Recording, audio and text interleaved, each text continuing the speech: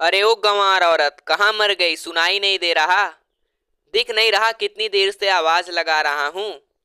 जिंदा भी है या मर गई? राघव जोर से अपनी पत्नी अनु को चिल्ला रहा था। अनु बर्तन साफ करते हुए, साड़ी में हाथ साफ करते हुए आई और बोली, क्या चाहिए आपको? मेरा रुमाल कहाँ है? सोचा था पढ़ी लिखी पत्नी मिलेगी, घर संभाल लेगी, मेरी सेवा करेगी, पर तुम्हारी हरकत तो गंवार जैसी है। और इन महारानी जी के तो नखरे भी पूरे नहीं होते। सुबह से सजना संवरना शुरू होता है, ऐसा लगता है कि जैसे किसी कोठे पर बैठने जा रही हो। ऐसे राघव बड़बड़ाता रहा।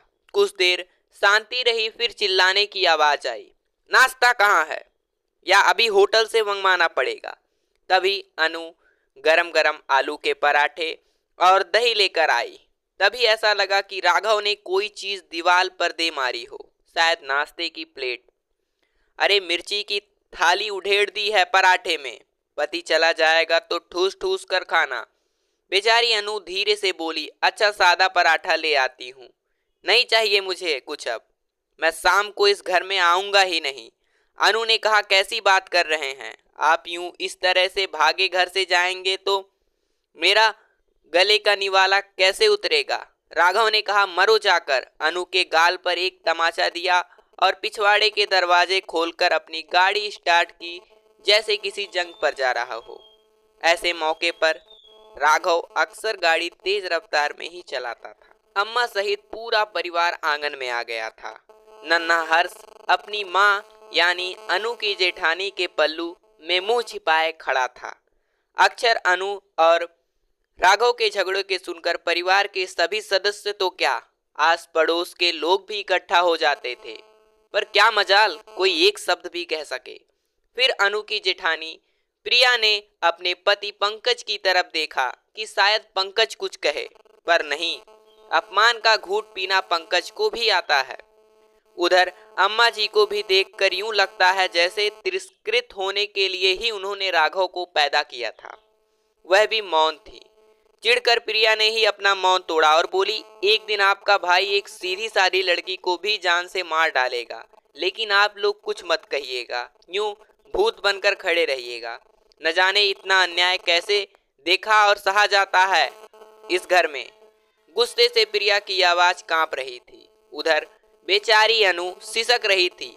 प्रिया सोचने लगी कि अब शाम तक यूं ही वह भूखी प्यासी अपने कमरे में लेटी रहेगी और राघव शाम को लौटेगा और ऐसे दिखाएगा जैसे कुछ हुआ ही नहीं। एक बार तो मन में आया कि अनु के कमरे में जाकर प्यार से उसका माथा सहलाए, सहानुभूति से चंद शब्द कहे, जिससे उसके मन को शांति मिले।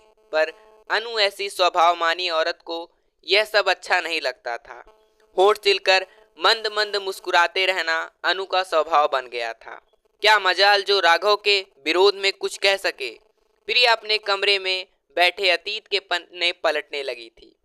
ब्याह करके जब घर में आई थी तो बड़ा अजीब सा माहौल देखा। राघव और पंकज दोनों जुड़वा भाई थे, पर कुछ पलों के अंतराल में पंकज को बड़े भाई का दर्जा मिला। शांत, सरल और गंभीर स्वभाव के कारण ही पंकज बहुत आकर्षक दिखाई देते। उधर राघव उग्र स्वभाव के थे। कोई काम तो क्या, शायद एक पत्ता भी राघव की इच्छा के विरुद्ध हिल जाए तो आंखें फाड़कर यूं चीखते मानो पूरी दुनिया उन्हीं के इशारे पर नाचती हो। और पंकज राघव को नन्हे बालक की तरह पुचकुराते, सफाई देते, लेकिन राघव तो जैसे ठान चुके थे कि सामने वालों का अपमान तो करना ही करना है। अम्मा जी तब भी अपने कमरे में सिमट जाया करती, यूं ही बेहदास। पंकज जी भी अपना घर छोड़कर बाहर चले जाते थे। मैं अपने कमरे में कितनी देर तक थर थर कांपते रहती थी। उस समय गुस्सा अपने पति और अम्मा जी पर आता था। उन्होंने राघव भैया पर अंकुश नहीं रखा था, तभी तो वह भी बेलगाम घोड़े की तरह भागते ही जाते हैं। घर के माहौल से परेशान होकर एक दिन मैंने पंकज से बहुत झगड़ा किया, बहुत बुरा भला कहा।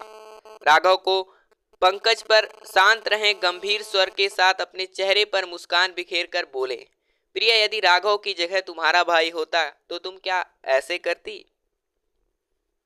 तो मैंने कहा, सच बताऊं, यदि मेरा भाई ऐसा होता तो मैं उससे संबंध ही तोड़ देती।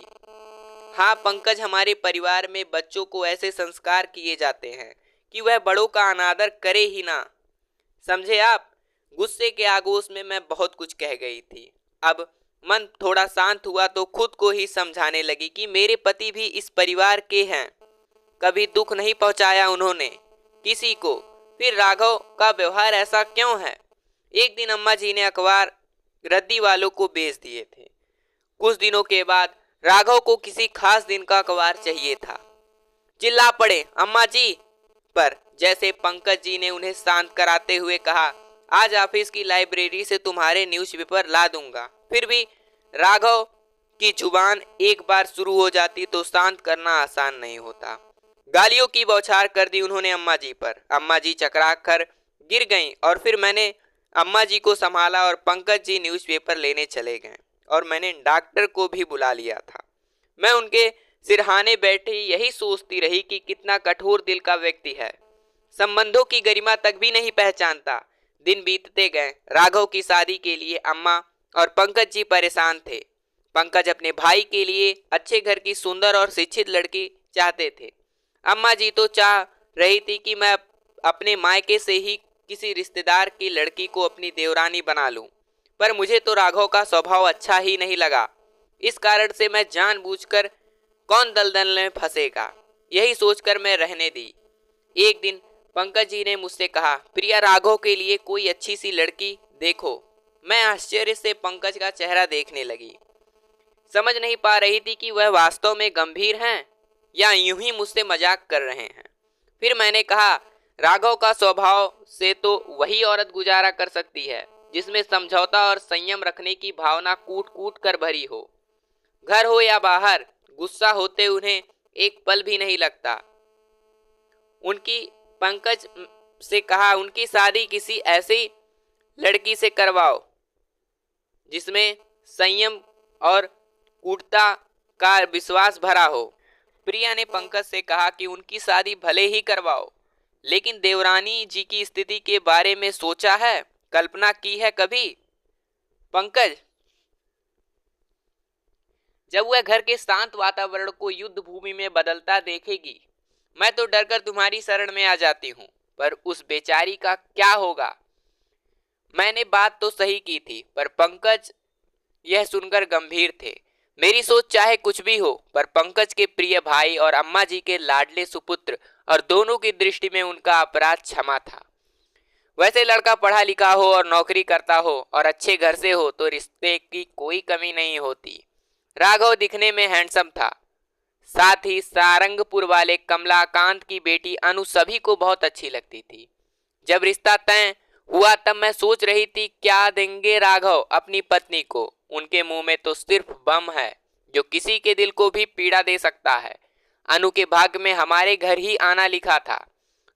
अनु आ गई। दो भाइयों में इकलौती बहन इतना दहेज लाई थी कि अम्मा जी पड़ोसियों को गिनवा गिनवा कर थक गई थी। अपने साथ अनु संस्कारों की नई धरोहर लाई थी। उसकी सरल और सौम्य स्वभाव ने सबके मन को जीत लिया था। मुझे लगा देव जी के स्वभाव को बदलने की सामर्थ्य देवरानी में है। शादी के दूसरे दिन रिसेप्शन का आयोजन था। पंकज की वकालत अच्छी चलती थी। बड़े लोगों में उनका उठना बैठना था। राघव भैया चार्टर्ड अकाउंट थे। निमंत्रण पत्र बट गए। बहुत से लोगों को बुलाया गया था। अनु को तैयार करने के लिए ब्यूटिशियन घर पर ही आई थी। लोगों का आना शुरू हो गया था। उधर अनु तैयार नहीं हो पाई थी। तभी राघव कमरे में आ गए और गुस्से में सामने अम्मा जी मिल गईं तो उन्हें ही धर दबोचा। कहा, तुम्हारी बहू महारानी को तैयार होने में कितने घंटे लगेंगे। मैं उनका स्वभाव अच्छी तरह जानती थी तो मैंने बोला, ब्यूटिशियन अंदर बस 5 मिनट में आ गई है। अनु पर उन्होंने इतना धीरज कहाँ था। उन्होंने ना हाव देखा ना भाव देखा। ताव से जोर से कमरे का दरवाजा खोलकर अंदर पहुंच गए। शिष्टाचार उन्हें छू तक नहीं गई। तब ब्यूटिशियन को संबोधित कर गुस्से में बोले, अब जूड़ा मत कर, चोटी बना। गंवार समय का ध्यान नहीं देती। वहां लोग आने का इंतजार कर रहे हैं। अनु अपमान और डर के मारे आंसू टपक रहे थे। वह पूरी तरह कांपने लगी थी। तब मैं भागकर पंकज को बुला लाई। पंकज भाई को शांत कराते हुए बोले, चलो अगर तुम यहाँ रहोगे तो और देर होगी, अनु आ जाएगी। मैं आपकी तरह नहीं जो अपनी पत्नी को सिर पर चढ़ा रखूं। मेरे मुंह से निकला हुआ सब पत्थर पर लकीर होता है, राघव ने कहा। पंकज उसे समझा बुझा कर ले गए। पंकज में न जाने कितना धीरज था जो अपने भाई का हर कटु शब्द सुन लेते थे। मुझे तो राघव किसी मानसिक रोगी से कम नहीं लगते थे। जैसे तैसे तैयार होकर नई बहू स्टेज पर पहुंची। ऐसा लग रहा था कि जैसे मानो अनु ने उदासी की चादर ओढ़ रखी हो। मायका छोड़ ससुराल में पिया ने कैसा स्वागत किया था उसका। हंसी खुशी के माहौल में सब काम अच्छे से निपट गए। दूसरे दिन वह दोनों मनाली चले गए। उस दिन रविवार था। सब शाम को टीवी पर मूवी देख रहे थे। तभी दरवाजे की घंटी बजी। दरवाजे पर अनु और राघव थे। अनु हमारे बीच आकर बैठ गई, हंसती रही, बताती रही। राघव भैया अपने कमरे में चले गए। मैं बार बार अनु की सुनी आंखों में कुछ ढूंढने का प्रयास कर रही थी। बात करते करते अक्सर अनु चुप हो जाती थी, कभी हंसी कभी सहम जाती थी। न जाने किस परेशानी में थी और मुझे कुछ कुरूदना अच्छा नहीं लग रहा था। दूसरे दिन अनु घर के कामकाज में हाथ बटाना शुरू कर दिया। मेरे हर काम में हाथ बटाती थी और अम्मा जी की भी सेवा करती थी। राघव के मुंह से कुछ निकलता तो अनु तुरंत कर देती थी। एक बात तो सोचने लायक थी कि पति के गुस्से वाले रूप से घबराकर अनु भैया के पल भर भी पास नहीं बैठती थी। मेरे साथ बैठकर वह हंसती बोलती खुश रहती थी, लेकिन पति के पास जाते ही वह विचलित सी हो जाती थी। कई बार जब अनु पति का व्यवहार देखती, उन्हें खींचकर सबके बीच में लाना चाहती, लेकिन राघव नए परिवेश में खुद को ढालने में असमर्थ ही रहते थे। सबके प्रति इतना अच्छा व्यवहार, शिष्टता पढ़ी लिखी लड़की संस्कार विहीन पुरुष के साथ कैसे रह सकती है। मैं कई बार सोचती थी कि क्या इस आदमी से उसे घृणा नहीं होती। एक बार पंकज टूर पर गए थे। मैं अपने कमरे में कपड़े तय कर रही थी कि देवर जी की बड़बड़ आहट सुरी हो गई और कुछ ही देर में चिंगारी ने विस्फोट का रूप ले लिया था। उनके रजिस्टर पर मेरा बच्चा हर्ष तिरछी रेखाएं खींच आया था। हर समय वह अपनी चाची के कमरे में ही बैठता था। अनु को भी हर्ष के बिना चैन नहीं था। बेवकूफ ने मेरा रजिस्टर खराब कर दिया, गधा कहीं का। अपने कमरे में तो रहता नहीं है, यही दिन भर पड़ा रहता है। राघव भैया, अनु ने एक शब्द भी नहीं कहा। गुस्से में शायद व्यक्ति विरोध का प्रतीक्षा करता है, तभी तो बातें चीखती हैं। आग बबूला होकर राघव पलंग पर पसर गए और अचानक पलंग से उठा तो उसे उसकी चप्पल नहीं मिली। पोछा लगाते समय कामवाली ने शायद पलंग के नीचे खिसका दिया था। कामवाली तो नहीं मिली, उन्होंने पीट डाला मेरे हर्ष को। अनु हर्ष को बचाने लगी, पर वह तो अनु को ही पीटने लगे। मैं भागकर अपने हर्ष को ले आई और पीछे उसकी पीठ सहलाती जा रही थी और सोचती भी जा रही थी कि क्या हर्ष ने इतनी बड़ी गलती की थी कि मैंने भी किसी को कुछ नहीं कहा था। चुपचाप अपने कमरे में बैठी रही। पति शांत कर कुछ समय बाद अनु मेरे कमरे में माफी मांगने आई। मैं बुरी तरह उत्तेजित हो गई थी। अपने आप को नियंत्रित करने का प्रयास किया, लेकिन असफल रही। मैं बोली, देखूंगी जब अपने बेटे के साथ ऐसा बर्ताव करेंगे। तब अनु दया का पात्र बनकर ही रह गई। बेचारी क्या भी करती, हमेशा की तरह उसे बैठने को भी मैंने नहीं कहा। मैंने शाम को अपनी गलती पर पर्दा डालने के लिए राघव भैया खिलौने लेकर आए थे। हर्ष तो सामान्य हो गया था, बच्चा जो था अपमान की भाषा कहाँ पहचानता था, लेकिन मुझे गुस्सा बहुत आ रहा था। खिलौना उसके सामने फेंक दूं, लेकिन उनकी गोदी से छीनकर अपमान की पुष्टि कर दूं, लेकिन संयम रखना पंकज ने खूब सिखाया था। उस समय अपमान का घूंट पीकर रह गई मैं। उसके तो जैसे रोज का नियम बन गया था। अनुज इतना अपमान और आरोपी सहती, उतना ही उसकी आवाज अधिकतम होती जाती। कितना कुछ सुनती रहती, जलील, गंवार और ना जाने क्या क्या कितनी बार होते हुए देखा था मैंने। मैं सोचती थी कि सच में मेरी देवरानी पढ़ी लिखी होकर भी गंवार है। मुंह तक नहीं खोलती बेचारी। देवरानी में होती तो मैं कब तक भाग जाती। पतिकार की भाषा अनु जानती ही नहीं थी और पति का विरोध करने के लिए उसके संस्कार उसे अनुमति नहीं देते थे। शादी को 1 साल हो गया था। वह सूख कर काटा हो गई थी। अब तो माँ बनने वाली भी थी। उसकी संतान अपनी माँ को यूं तिरस्कार होते हुए देखेगी, या वह खुद उसका अपमान करेगी, या उसी की तरह गुमसुम सी बैठी रहेगी। प्रिया अतीत में डूबी हुई थी। तभी अनु आई और बोली, भाभी मेरी भाभी और भैया आ रहे हैं, उनका फोन आया था, वह मुझसे मिलने आ रही हैं। प्रिया ने कहा, यह तो बहुत अच्छी बात है। पर अनु चिंतित होकर बोली, आप तो जानती हैं इनका स्वभाव, यह बात बात में मुझे अपमानित करते हैं। भैया भाभी को मैंने कुछ नहीं बताया है आज तक, यदि उनके सामने भी कुछ कहते हैं तो उसका गला रुंध गया। दोषी कौन है? अनु। अत्याचार करना जुर्म है तो सहना भी उससे बड़ा अपराध है, प्रिया ने उसे समझाया। प्रिया संवेदना नहीं जताना चाहती थी, सोई हुई अनु को जगाना चाह रही थी।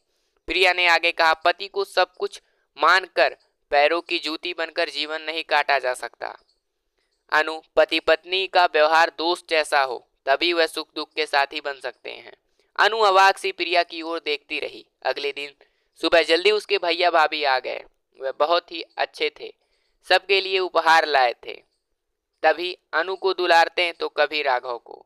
बहुत देर तक तो पास में ही बैठा कर उसका हालचाल पूछते रहे। अनु यही जताती कि मैं यहाँ पर बहुत खुश हूँ। एक दिन रुककर फिर अम्मा जी की अनुमति लेकर अनु को अपने साथ ले गए। अनु का पहला बच्चा होने वाला था, इसीलिए अनु को अपने पास ही रखना चाहते थे। प्रसव का समय नजदीक आता जा रहा था। सब अनु के लिए चिंतित हैं। कभी कभी उसके भाई का फोन आ जाता था। राघव और सबसे यही कहते कि उनका सबका यहाँ रहना बहुत जरूरी है। डॉक्टर ने अनु की स्थिति चिंताजनक बताई थी। अब राघव का स्वभाव बदला सा लग रहा था। चुप्पी का मानव कवच ओढ़ लिया था। उसने ना चिंता ना गुस्सा करता। उसे देखकर लगता था कि राघव अनु से दो बोल बोलना चाहता था। उसके जैसा आत्म केंद्रित व्यक्ति मन में अपनी पत्नी के लिए थोड़ा प्यार जागृत हुआ था। वह अपने ही व्यवहार से क्षुद्र होकर पश्चाताप की अग्नि में जल रहा था, पता नहीं, पर वह बदला सा लग रहा था। एक दिन अनु के हॉस्पिटल की खबर सुन राघव के साथ प्रिया और पंकज भी अनु के मायके पहुंचे। अनु की माँ तो बचपन में ही चल बसी थी। भैया भाभी उसकी सेवा कर रहे थे जैसे कोई नाजुक फूल हो। वह हैरान सा राघव कभी पत्नी को देखता तो कभी उसके भाई को। ऐसा प्यार राघव ने कभी नहीं देखा था। पिछले साल जब अनु को पेट दर्द हुआ तो दवा लाना तो दूर रखो, अपने ऑफिस में जाकर बैठ गया था, जहां कभी तो अनु को फल काट कर खिलाते तो कभी दवा पिलाते उसके भैया भाभी। 2 दिन तक प्रसव पीड़ा से छटपटाने के बाद अनु ने एक बेटी को जन्म दिया। अनु के भैया भाभी उस बच्ची को हर समय संभालते रहते। इधर यह सब देखकर राघव के स्वभाव में कुछ परिवर्तन आया था, पर उसके बाद भी अनु बुझी बुझी थी कि कम बोलती थी और कभी कभी भी हंसती थी। उसके बाद राघव और वह सब घर आ गए। कुछ दिन बाद अनु को वापस मायके से लाने की बात थी। तब अचानक अनु के निर्णय ने सबको चौंका दिया। वह बोली, मैं कुछ दिन भैया भाभी के साथ रहकर कुछ कोर्स करना चाहती हूँ। यह सुनकर प्रिया को ऐसा लगा कि जैसे दंपति के कलेश के सामाजिक प्रताड़ना के कारण अनु का मनोबल क्षुद्र हो उठा है। कहीं उसने राघव भैया से अलग रहने का निर्णय तो नहीं ले लिया। स्पष्ट ही लग रहा था कि कोर्स तो एक बहाना है, वह हम सबसे दूर रहना चाहती है। उधर राघव बहुत परेशान थे। इधर अनु के भैया भाभी ने निश्चय किया था कि पति पत्नी का यह निजी मामला है, आपसी बातचीत से ही सुलझ जाए तो ठीक है। एक दिन राघव अनु से मिलने गया।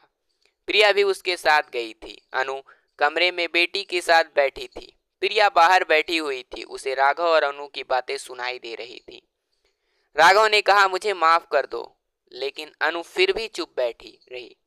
राघव ने फिर कहा, अनु का मोल मैंने जान ही नहीं पाया। तुम्हारे परिवार में आकर पहली बार जाना कि प्यार सहानुभूति के बोल तन मन को कितनी राहत पहुंचाते हैं। उस समय करीब 6 वर्ष के रहे होंगे हम दोनों भाई।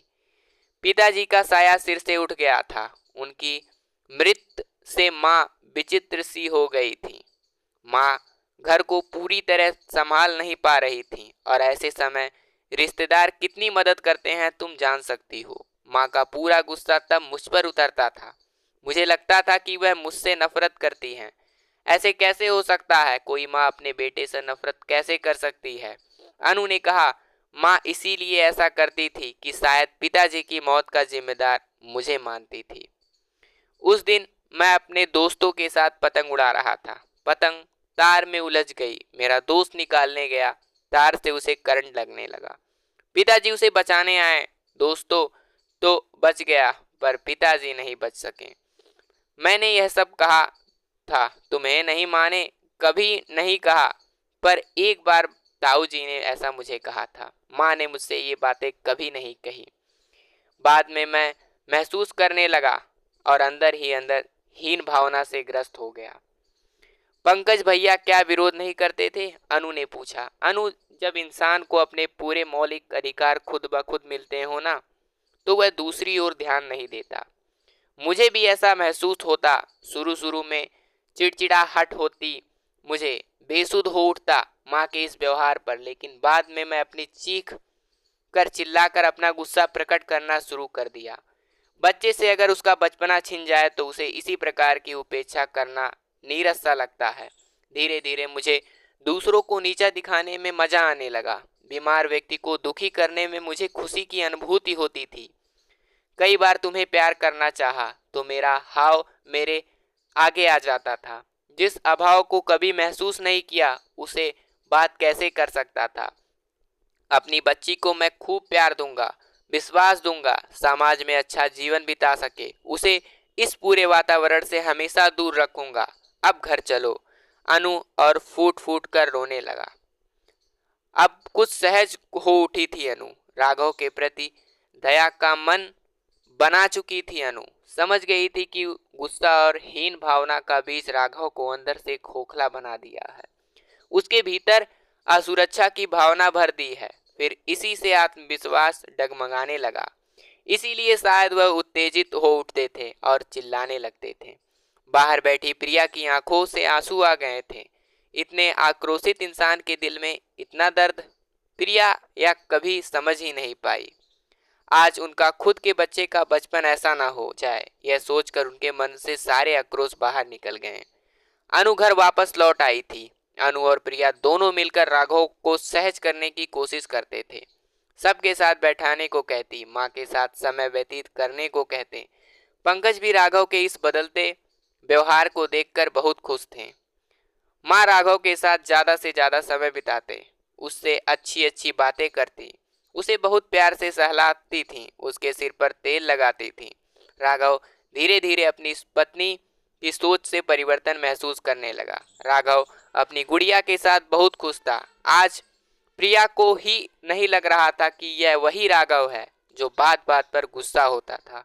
प्रिया भी अपनी बेचारी देवरानी को देखकर खुश थी। आज अनु को उसकी तपस्या का फल उसे मिल चुका था। तो दोस्तों, क्या अनु को राघव को माफ कर देने का फैसला सही था? आपको कैसा लगा? आप कमेंट बॉक्स में अपनी राय जरूर दीजिएगा। और कहानी आपको अच्छी लगी तो वीडियो को लाइक करके चैनल को सब्सक्राइब करना मत भूलिएगा। फिर मिलेंगे एक नई कहानी में एक नई सीख के साथ। तब तक के लिए धन्यवाद।